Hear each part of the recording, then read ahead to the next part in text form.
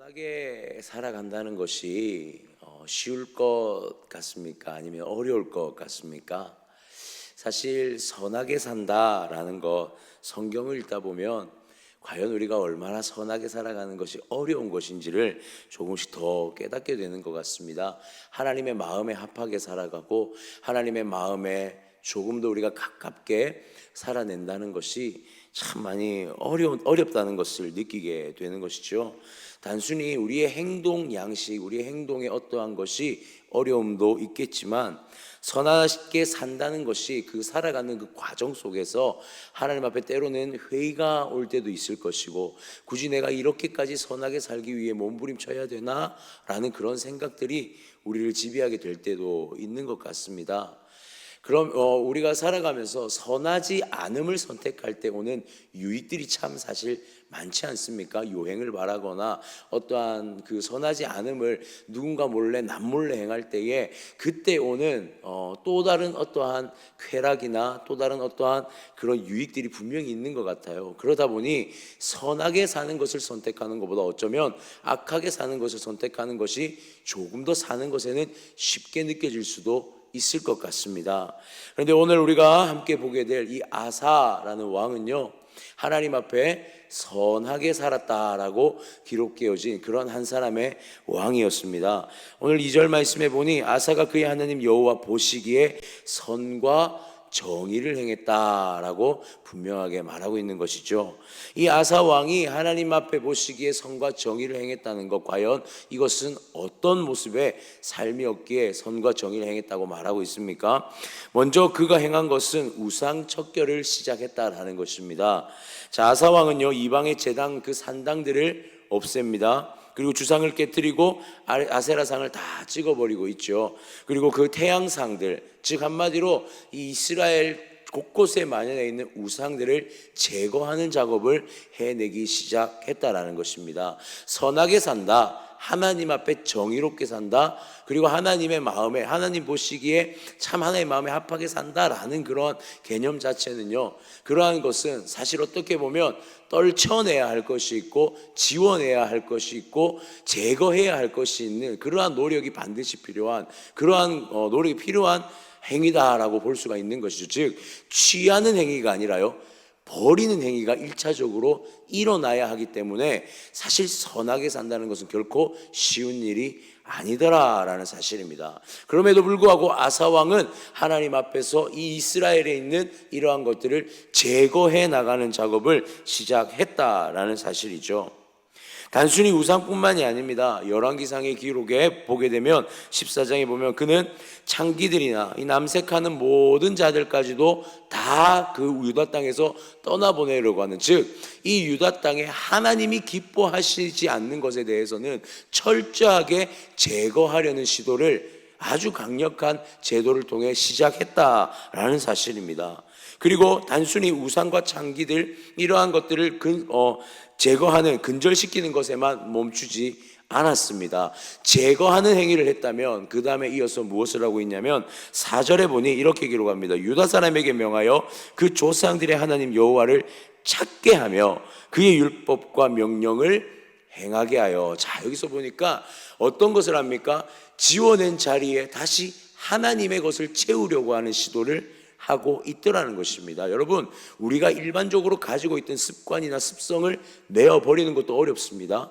그런데 그 습관이나 습성을 내어버리는 것을 넘어서 그것에 다시 새로운 것을, 다시 그것을 채운다는 것 또한 결코 쉬운 일은 아니더라는 사실이죠. 그래서 오늘 성경에 보면 여호와를 찾게 했다라고 말하고 있습니다. 찾다라는 것 또한 무엇이 담겨 있습니까? 의지적인 것이 담겨 있는 거예요. 우리가 그들이 더욱더 의지적으로 하나님을 찾는 행위를 했다라는 것입니다. 그리고 그것이 어떠한 방법이었습니까?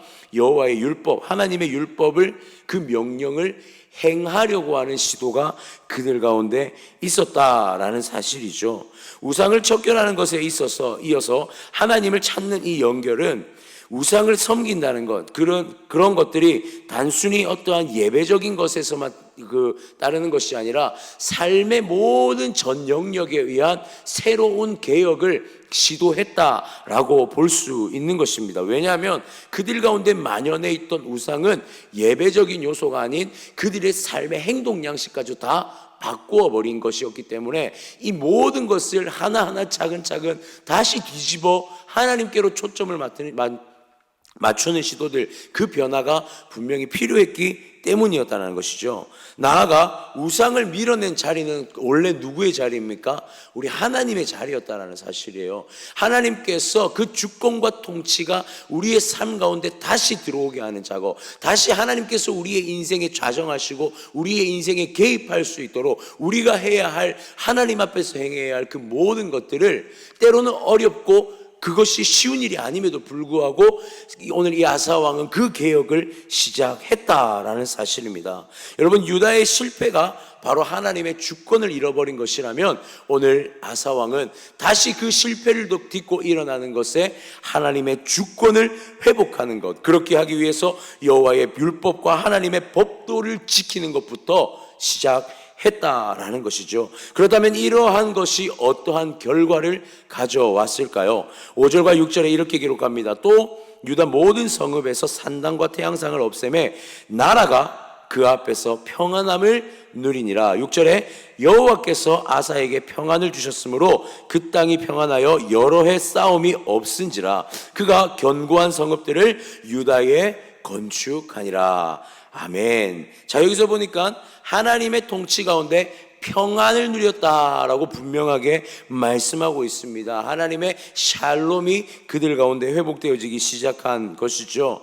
또한 이것이 그냥 단순히 평안했다라고 말하는 것이 아니라 그 평안함을 지킬 수 있고 유지할 수 있는 모든 것들이 그들 가운데 일어났다고 말하는데, 그것이 바로 다시 성벽을 건축하고 다시 재정비하는 것들, 견고한 성읍들을 다시 세워가는 이러한 작업들을 해나가기 시작했다는 것입니다. 또한 8절을 보면요, 이렇게 기록합니다. 아사의 군대는 유다 중에서 큰 방패와 창을 잡는 자가 30만 명이요 베냐민 중에 작은 방패를 잡으며 활을 당기는 자가 28만 명이라. 그들은 다 큰 용사였더라. 아멘.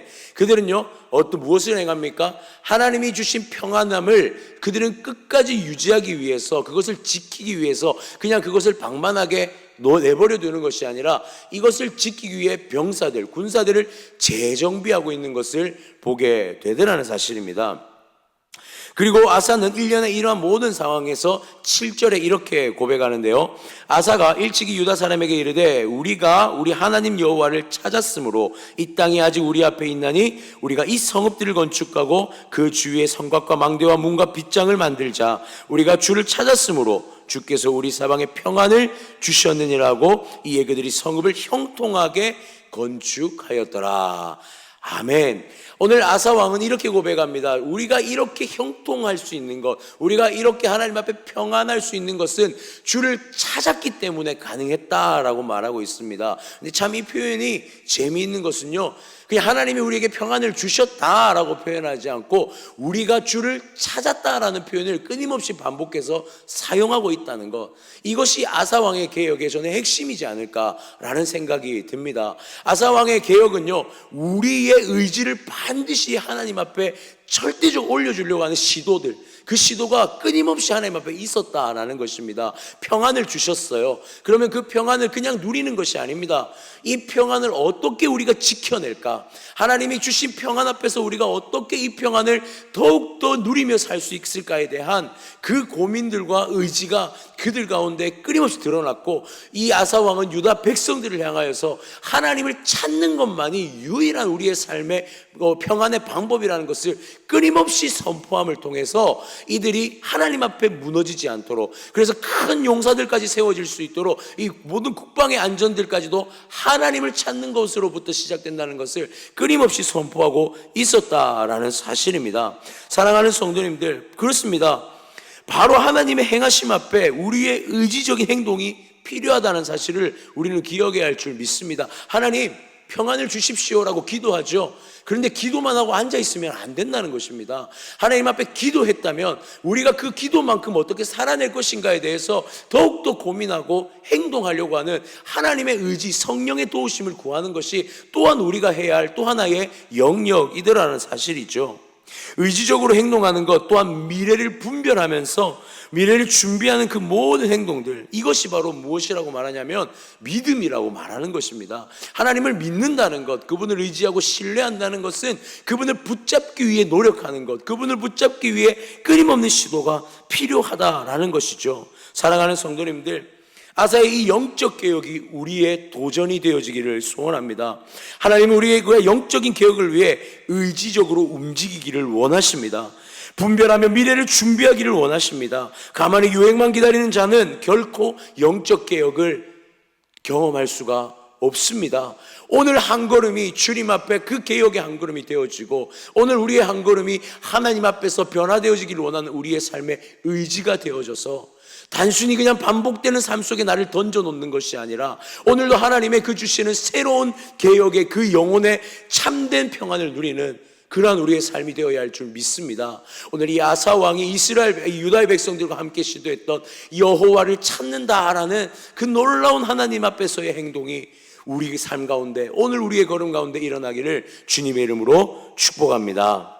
오늘 성경은 다시 한번 이러한 의지적인 삶 가운데 한 가지 사건을 드러내고 있는데요. 그것은 바로 구스 사람 세라와의 전쟁을 한 면의 장면으로 기록하고 있는 것을 보게 됩니다. 하나님께서 평안을 허락하셨어요. 우리가 오늘 읽지 않았지만 1절에 보니까 그 땅에 10년 동안 평안이 왔다라고 말하고 있습니다. 즉 하나님께서 아사왕에게 10년간 재정비하고 이 평안을 지킬 수 있는 상황을 허락하셨다는 것이죠. 그렇게 해서 약 한 58만 명 정도의 군사와 그 다음에 성읍들을 만들었습니다. 그리고 나서 구스와의 전투가 진행되는 상황으로 바로 이어져서 등장하게 되는데요. 마치 평안이 사라져버린 시대가 이제는 다가온 것 같습니다.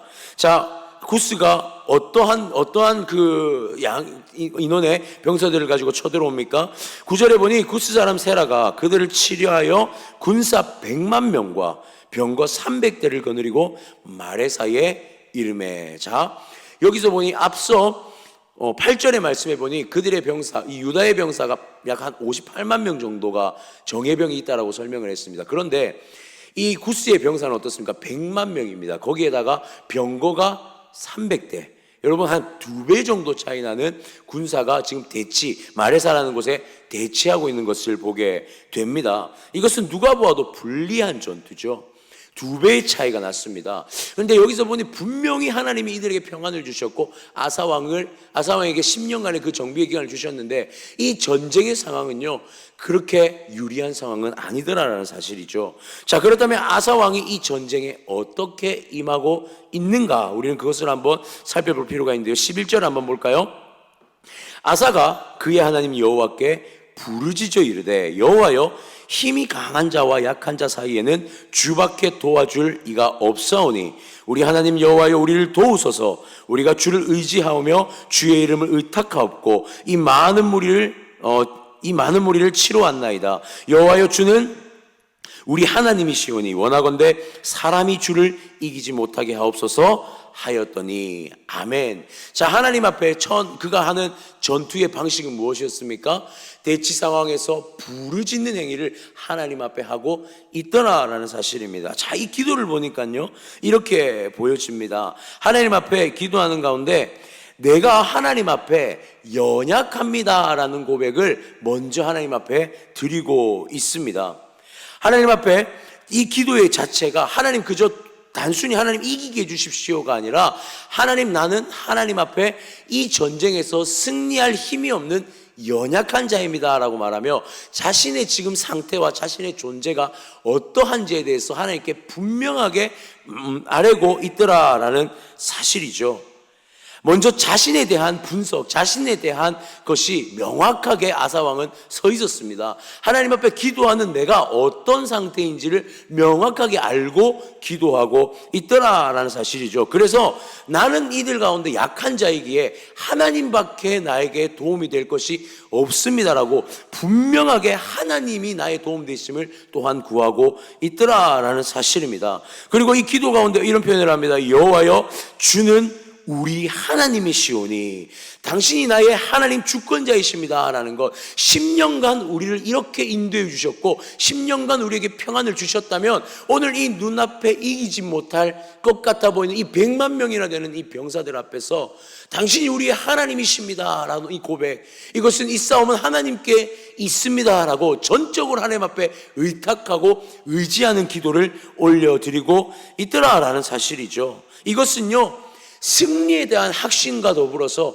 하나님이 반드시 이 전쟁 가운데 행하실 것이라는 그 놀라운 확신인 믿음이 그 가운데 있었음을 보여주고 있는 것이죠. 하나님은요, 이 기도 가운데 즉각 응답하고 계시는 것을 보게 됩니다. 저는 참 재밌는 것이 성경을 보면 하나님이 이 전투의 과정을 낱낱이 설명한 전투들이 있다면 하나님이 전투의 어떤 과정을요 낱낱이 설명하지 않는 전투들도 굉장히 많이 등장하는 것을 보게 됩니다. 오늘 아사의 전쟁 같은 경우에도 그냥 하나님께서 구스를 치셨다라는 이 표현 하나로 이 전쟁의 승패는 다 종결되어져 버리는 것을 보게 됩니다. 그냥 단순합니다. 하나님이 나서서 해결하신 것입니다. 하나님께서 구스와의 전투에서 그냥 승리를 주셨다라는 것이죠.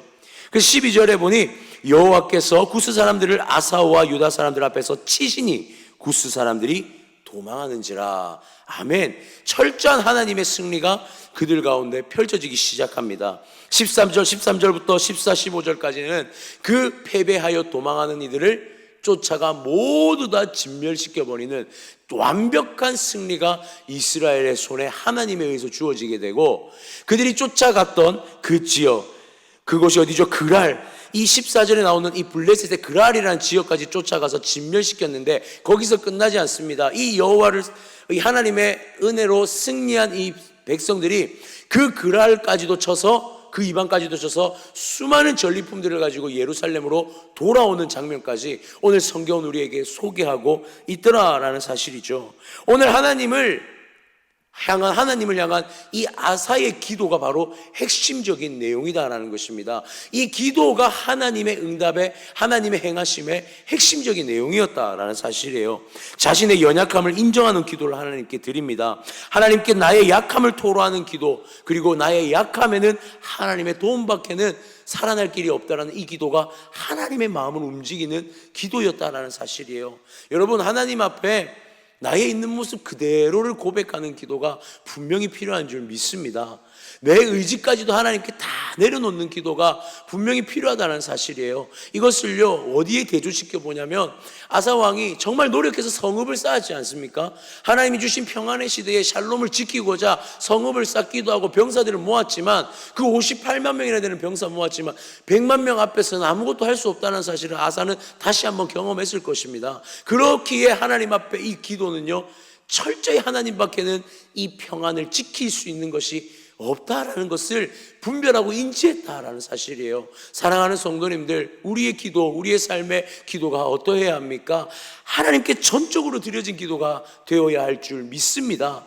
내가 이룬 것이 마치 나의 삶에 승리를 줄 것이라는 그 착각을 완전히 하나님 앞에 내려놓는 기도가 드려져야 한다는 사실이에요. 하나님 앞에 내가 쌓아놓은 이 공든 탑들은요 언제고 무너질 수 있는 것입니다. 그러나 하나님께서 쌓아주신 이 승리와 하나님께서 쌓아주신 하나님과의 이 믿음의 신뢰는요 하나님 앞에 나아가 기도만 하면 절대로 무너지지 않는 견고한 성처럼 우리의 평안과 삶을 지켜내게 하실 줄 믿습니다. 사랑하는 성도님들, 이 기도가 오늘 우리의 기도가 되어지기를 원합니다. 하나님을 전적으로 의지하고 내가 행한 것에 대한 믿음과 신뢰가 아닌 전적으로 하나님께만 신뢰하고 의탁하여서 오늘 우리의 삶 가운데도, 오늘 우리의 모든 인생의 여정 가운데에서 하나님 앞에 주님만이 나의 주권자이시며 주님만이 나의 도움이시며 주님만이 나의 산성이십니다. 이 고백으로 오늘 이 한날을 살아내는, 우리의 인생을 살아내는 우리의 모든 삶이 되어지기를 주님의 이름으로 축원합니다.